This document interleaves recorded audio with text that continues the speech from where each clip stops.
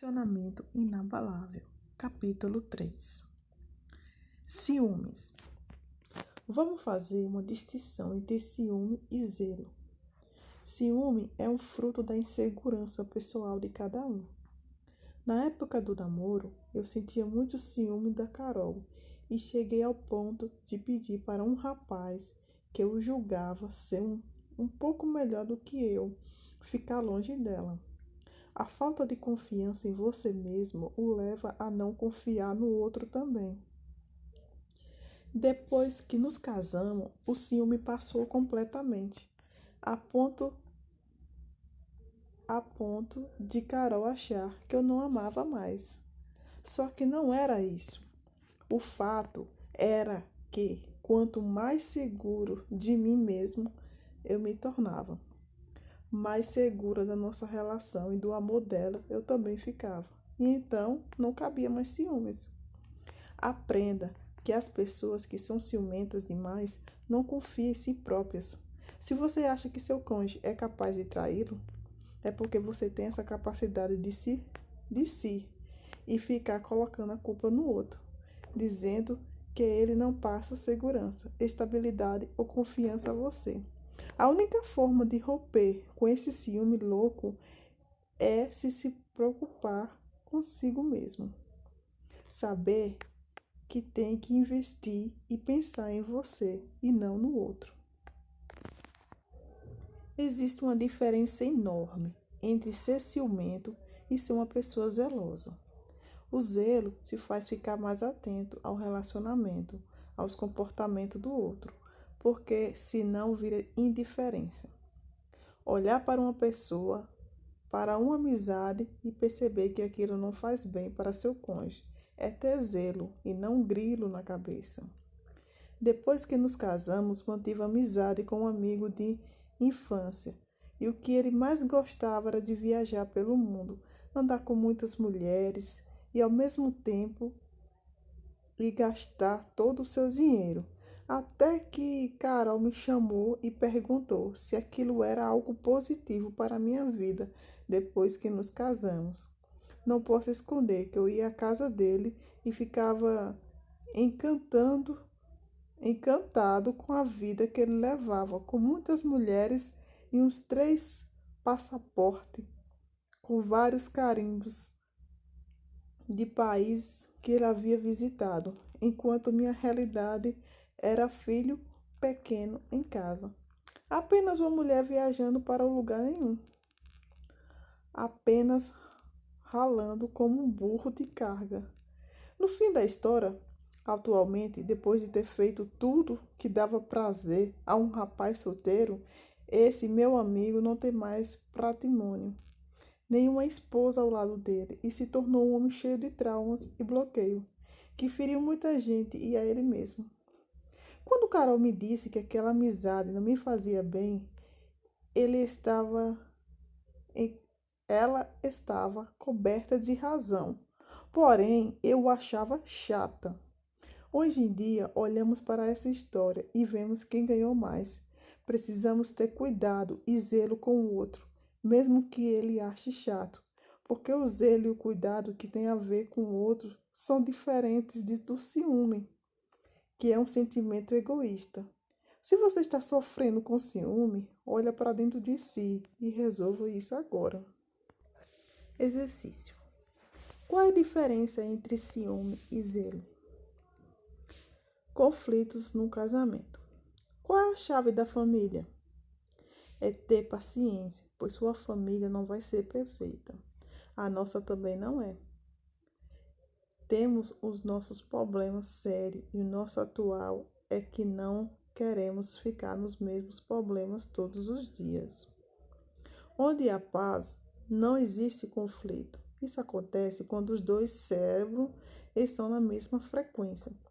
E se você sabe o que irrita e tira a paz do outro, houve um tempo em que achamos que o casamento havia sido criado para brigas, pois brigávamos muito.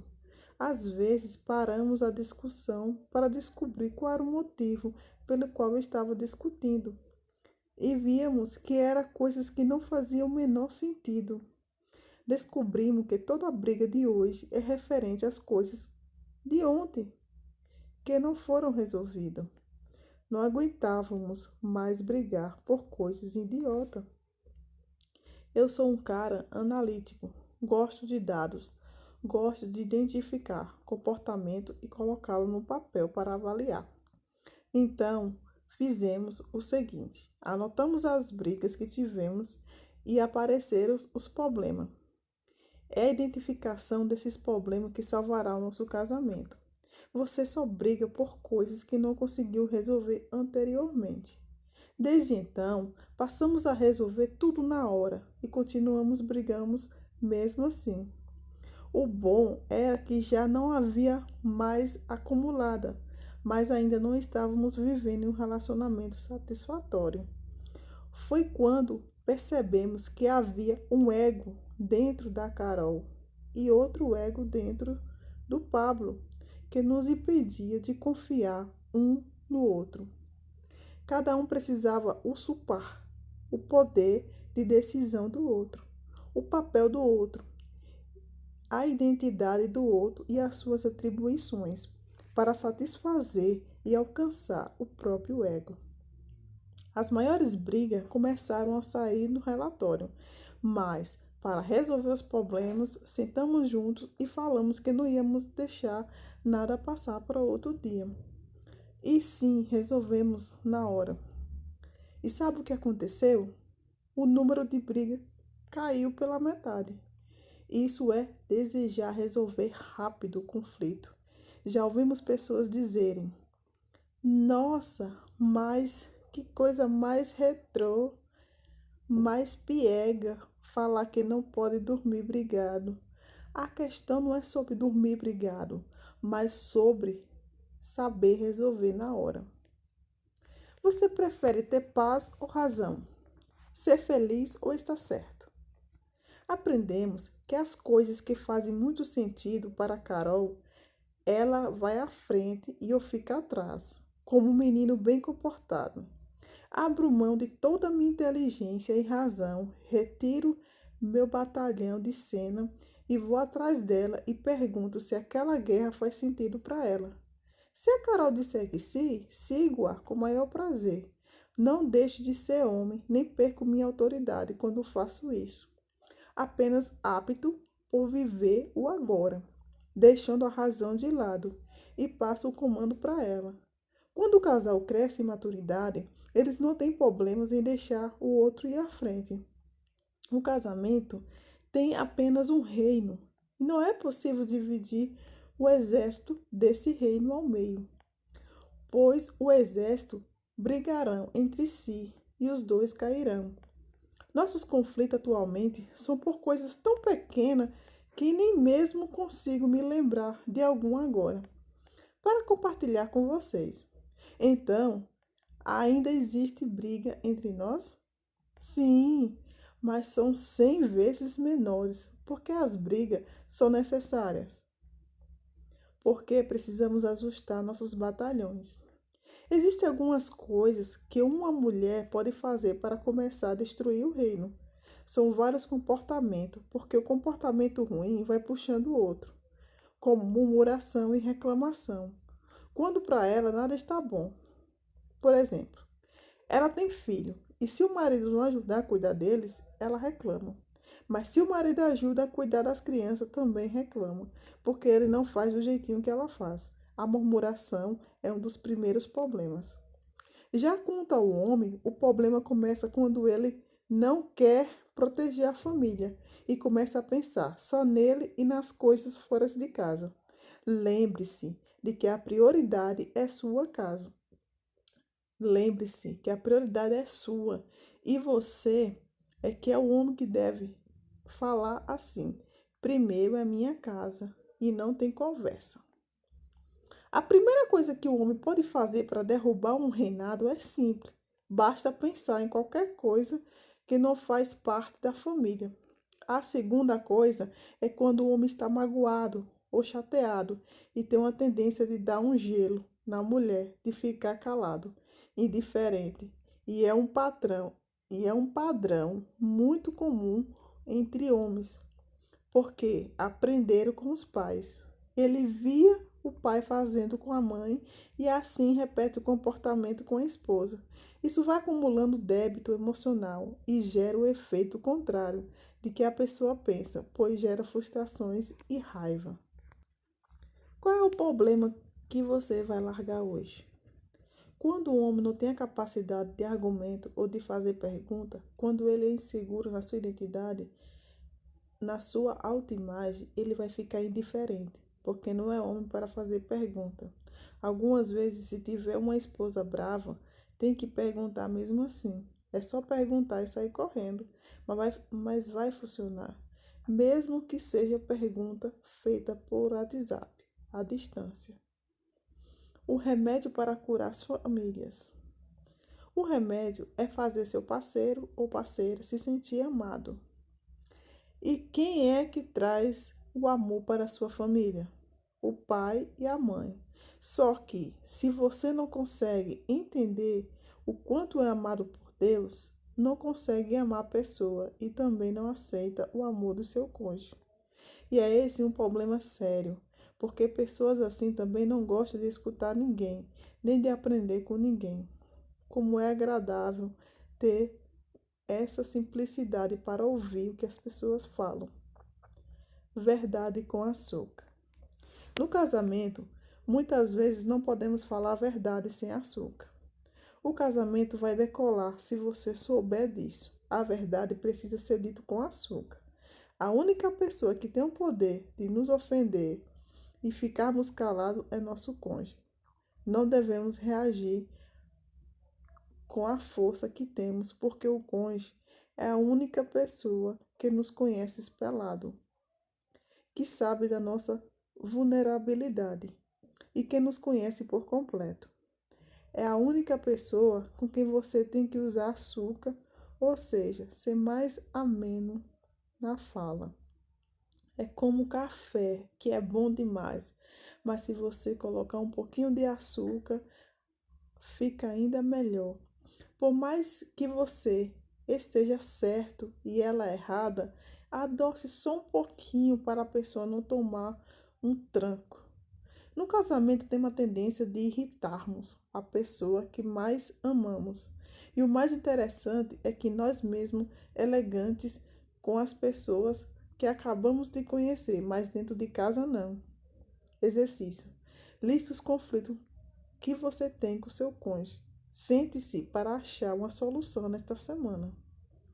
Dependência emocional. Acredito que na maioria do casamento há um tipo de dependência emocional. Isso pode ocorrer de ambas as partes, mas creio que seja mais comum por parte da esposa em relação aos maridos. Por muito tempo no casamento, fui dependente emocional do Pablo. Na verdade, isso já existia na minha infância, pois tenho uma lembrança de sentir medo até para comprar bala na padaria. Eu transferia ao Pablo uma necessidade excessiva de proteção. Queria que ele estivesse sempre por perto, meu serviço e dispor o tempo todo. Precisava estar sempre junto dele, e isso gerava um vazio muito grande em mim. Você precisa ter amor próprio, conhecer-se e estar bem consigo mesma. No mesmo momento de conflito interno ou quando as dificuldades surgirem. Conte em primeiro lugar com o Espírito Santo de Deus e não recorra sempre ao seu cônjuge. Talvez um dia acordemos e nosso cônjuge não esteja mais ao nosso lado. Pablo me falava que eu precisava aprender a ser plena e não depender da energia dele para me se sentir bem. Quando você é uma pessoa plena e casa com uma pessoa plena, são dois inteiros e o resultado desta conta é 1 vezes 1 igual a 1. Quando você é inteiro e pleno e casa com alguém que é mais ou menos, tem um resultado de 1 vezes 0,5 igual 0,5. E se é mais ou menos pleno e casa com uma outra pessoa, mais ou menos, o resultado é 0,5 vezes 0,5, que dá igual 0,25. E o pior resultado que um casal pode ter. Quando o casal se torna um, ou seja, a unidade no casamento, é maravilhoso. E a multiplicação, um vezes um, mas se você não estiver bem, afetará a relação. Se você não for plena, minará a energia da outra pessoa. É igual multiplicar 1 por 0,5. O relacionamento deve ser feito pelo 2 e ter o mesmo propósito para resultar em uma única plena, para resultar em uma unidade plena. Não dependa de ninguém, seja uma fonte de emoção positiva, de autogoverno, para transbordar alegria e vida a seu cônjuge. Quando se entra em um casamento, deve-se investir nele, desfrutando-se um do outro. Caso contrário, se alguém quiser apenas receber ou sugar, faz com que a relação seja subtraída. Não adianta querer obter lucro se não faz investimento. Imagina uma empresa que não tem dinheiro e começa a vender seus carros, sua mobília e achar que isso é lucro. Este é um dos segredos do casamento. É preciso investir em cuidado, atenção, tempo e dinheiro. Invista tudo o que puder. Assim como Jesus investiu sua própria vida sem esperar nada em troca, devemos investir a nossa também. A plenitude do seu investimento vai gerar transbordo, mas se estiver fragilizado e carente, dependendo da aprovação da outra, transbordo não vai acontecer. É aquela conta do 1 vezes 0,5. Você pode se casar com uma pessoa que é plena e está na plenitude, mas se casando com alguém que é 0,5, você mina a energia da outra pessoa, porque o relacionamento não é feito por um, mas por ambos. Então, os dois têm que estar no mesmo propósito. Se você for uma pessoa plena e se conectar com outra pessoa plena, a multiplicação naturalmente será plena. Mas se você não for pleno, o que vai acontecer?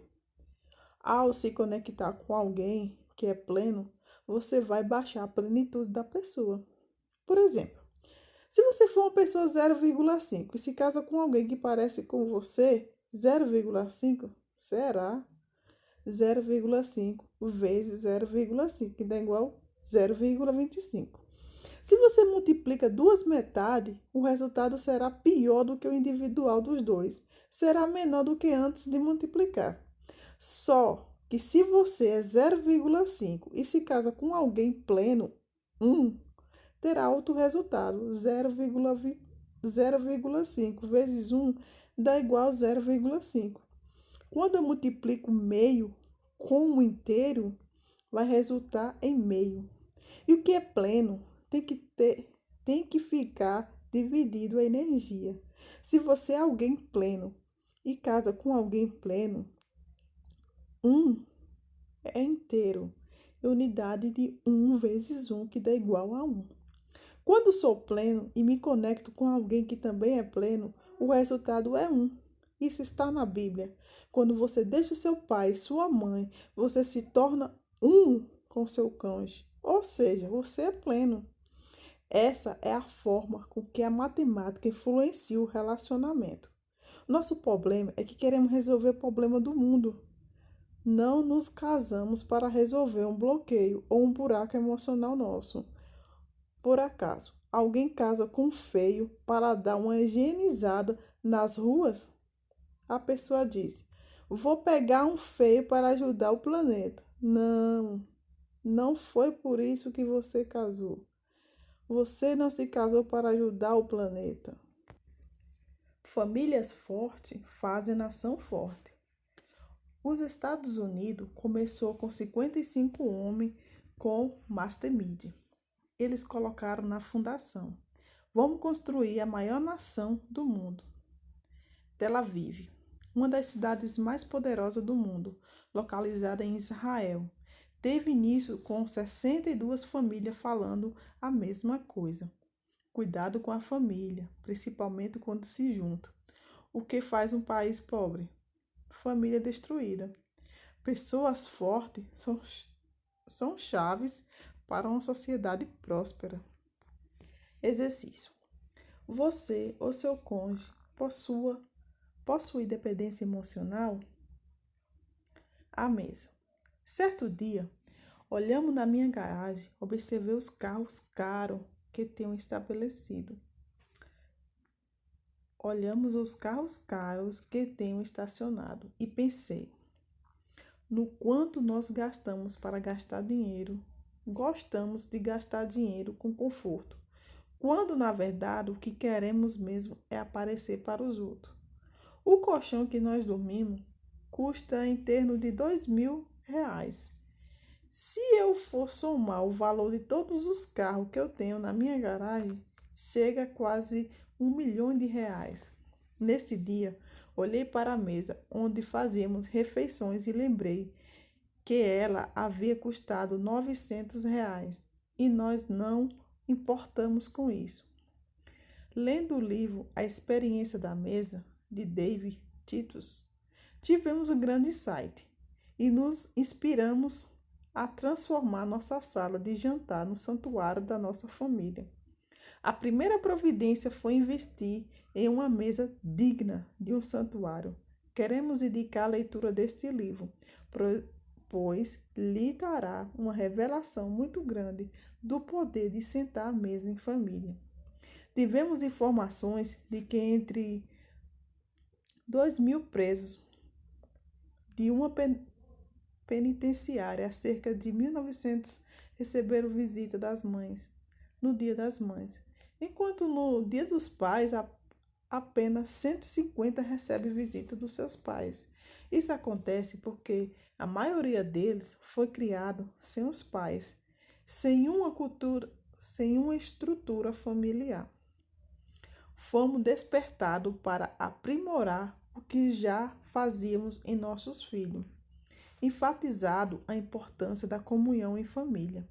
Quando observarmos as referências bíblicas acerca da mesa, percebemos que sempre uma relação com comunhão, um lugar onde se senta para ouvir sobre como foi o dia do outro, compartilhar. Nós não abrimos mão do momento à mesa e mesmo quando tem um almoço de negócio, não abro mão de almoçar em família e depois cumpro com o meu compromisso. Cada um tem um lugar à sua mesa. Como patriarca, sempre me sento na porta. E cada um tem o seu lugar específico. Mas é interessante perceber a vontade que os meus filhos têm de se sentarem no meu lugar. Por isso, sempre precisamos ensiná-lo sobre o papel de cada um na mesa. Queremos incentivar você a levar essa cultura de se sentar à mesa em família para a sua casa. Estabeleça ao menos uma refeição ao dia, quando todo possa se sentar à mesa e fazer desse lugar um santuário da família. Com tempo de qualidade, sem pressa e desespero, onde possa olhar um no olho do outro e conectarmos para conversar. Existem famílias nas quais essa cultura nunca foi e talvez nunca seja estabelecida. E certamente seus amigos ou os colegas dos seus filhos vão desejar estar com você para participar deste momento único em família. Dessa forma, você poderão transbordar na vida de outras pessoas. Exercício. Escolha um dia da semana para fazer um jantar ou uma mesa especial para seu cônjuge. União vezes unidade. Em um relacionamento, especialmente num casamento, não deve haver disputa.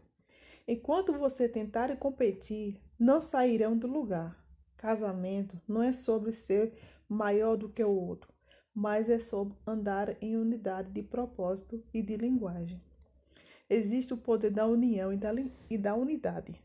A união é quando eu tenho vários corpos juntos e eles podem estar amarrados uns aos outros, mas diante de qualquer adversidade, esses corpos se espalham.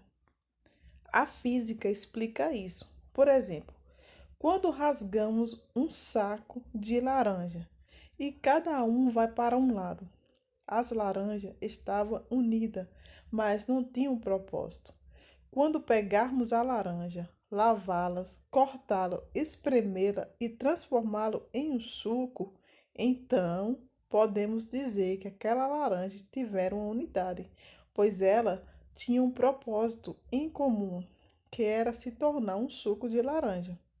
Na união, sempre vai acontecer a separação, mas a unidade é algo indissolúvel, com poder iluminado. Quando as pessoas estão unidas, elas vão se separar e se dispensar diante da diversidade. Por exemplo, se faltar dinheiro no casamento, pensam em separação. Se faltar sexo no casamento, pensam em divórcio. Quando falta algo no casamento, há uma dispersão e cada um vai para um lado. Na unidade, pode acontecer o que for, eles permanecerão juntos, porque existe um propósito maior do que o problema. Independentemente do que aconteça, continua firme.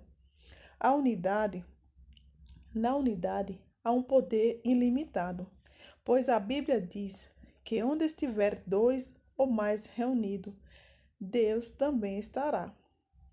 Há uma passagem do livro de Gênesis 11:6 que fala sobre a unidade de Deus com seu povo. Então declarou o Senhor: eis que a humanidade se constituiu em um só povo e falam toda a mesma língua. E essa construção é apenas o início das suas iniciativas. Em breve, nada poderá impedi-lo de realizar o que quiseram. Até mesmo em uma lição de sociedade se houve unidade. Você chega longe, pois a unidade gera a mesma linguagem.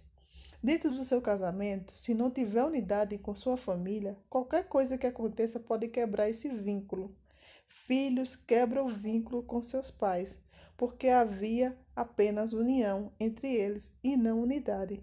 E isso é algo muito sério, pois quando o filho cria unidade com os amigos ruins, vai dispensar da família, porque com a família que ele tinha união e com os amigos agora ele tem unidade.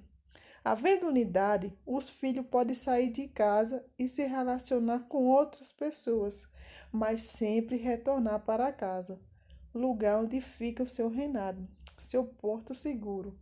Depois de espremer uma laranja e colocar em uma jarra de suco, não tem mais como resgatar a laranja. Se no seu casamento, na sua relação conjugal, houver unidade, pode ficar tranquilo, pois seus filhos vão repetir esse mesmo comportamento. E se não houver unidade, os filhos se sentem soltos, dispersos, e se o fato de morar na mesma casa pode significar apenas que vocês são várias laranjas dentro de um mesmo saco. E quando o primeiro problema acontecer, cada um vai para um lado. Mas se sua família e você estiver relacionado com Deus vivo, nada e ninguém poderá destruí-la, porque a família é a maior instituição do universo. É a base de tudo. Exercício. Qual a diferença entre união e unidade? O que tem predominando o seu casamento? Uma das coisas que nutre o casamento é a admiração. Se vocês, maridos e mulheres, não tiverem admiração um pelo outro, não edificaram o outro, ficará essa coluna, ficarão essa lacuna. Não existe essa admiração se ambos não estão em unidade, mas essa unidade não é necessariamente exercer a mesma profissão ou ter o mesmo gosto que o seu parceiro. Está tudo bem. Se um gostar de teatro e outro gostar de luta, por exemplo, o que os casais precisam aprender é admirar a diferença e o individualismo do outro e respeitar o espaço de cada um. O casal deve ter alinhado os seus princípios e valores. Mesmo sendo difícil no começo do casamento, é importante ter acordo e comunicação. Não podemos julgar o cônjuge por errar de maneira diferente de nós. Precisamos aprender a valorizar os valores do próximo, investir e fazer as coisas acontecerem. Bloqueios. Deus ama relacionamento acima de tudo. Quando falamos de Trindade, estamos falando de relacionamento entre Pai, Filho e Espírito Santo. E nossas famílias em uma representação dele na Terra. Os bloqueios acontecem para romper essa representação da Trindade dentro da sua casa. Talvez não faça muito sentido para você o que estou dizendo, mas quero que saiba que isso não tem a ver com religião. Você só precisa entender que Deus, Pai, Filho e Espírito Santo precisa estar dentro da sua casa. Cuidado para que nenhum bloqueio religioso impeça você de viver os planos de Deus na sua vida e na vida da sua família, e que você acabe não desfrutando desse relacionamento com a Trindade. Se você de fato quer prosperar, precisa entender quem é a Trindade dentro da sua casa. Mas se você tem bloqueio com seus pais, quero dizer que também tem bloqueio com Deus. Não despreze essa informação, pelo contrário. Identifique os possíveis bloqueios na sua mente e passa os próximos anos da sua vida se desbloqueando. Até o momento em que escrevo este livro, já fiz 48 desbloqueios na minha mente. E isso não aconteceu de uma única vez. Existem coisas que foram eventos emocionais na sua vida. Existem outros que foram trauma. E eu amo desbloquear as pessoas, pois é mais simples desbloquear do que bloqueá-las. Se você foi abusado sexualmente, isso aconteceu por um determinado período, mas você passa uma vida inteira com ódio e vontade de matar esse abusador, ele feriu você por um período curto e você se prejudica por toda uma vida, porque você fica remoendo isso todos os dias. Entenda que a maior vingança que pode praticar contra esse abusador ou contra quem ele fez mal é liberar o perdão, dar algo para essa pessoa sem que ele mereça. Isso deixa qualquer abusador ou agressador louco. E é o melhor. Deixar você livre dessa carga de ódio, o que adoece e paralisa. Se quer prosperar e ter a presença da Trindade na sua casa, você precisa perdoar, pois um dos maiores bloqueios que existe acontece quando você acha que a pessoa está bloqueada com você e na verdade é você que está bloqueado consigo mesmo e transferindo culpa para outra pessoa. Se você teve pais ou professores rígidos na sua criação, certamente ficará prejudicado no seu casamento ou no mundo de negócio e precisará se desbloquear.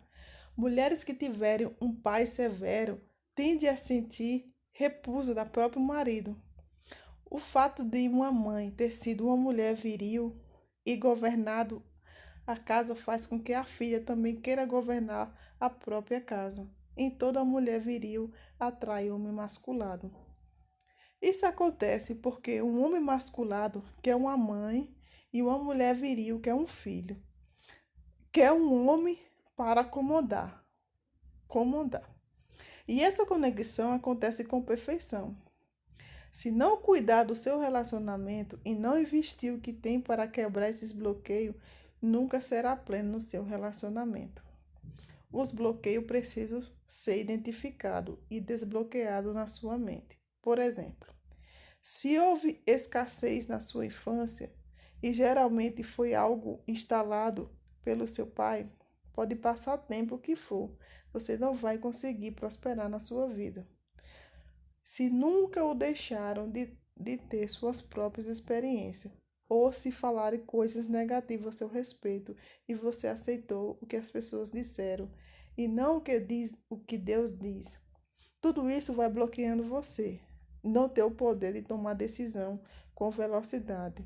Também é um tipo de bloqueio. Analise tudo o que trava você e foca em desbloquear para que consiga prosperar dentro da sua família. Não adianta você perder a esperança. Ela existe para você, que precisa dele. E o perdão não existe para quem é gente boa, mas para as pessoas que são ruins. As misericórdias de Deus não existe para abençoar uma pessoa que é correta, mas para a pessoa que está errada. Então, quando aprendemos isso, acontece algo, começamos a destravar. Quanto mais o transbordo existir na nossa vida, mais crescemos e mais nossa geração crescerá. Assim, não queira crescer em nada, apenas queira transbordar, porque o transbordo inevitavelmente vai fazer você crescer. A base de tudo é a sua família. Exercício. Quem é Deus para você e que lugar ele ocupa na sua família?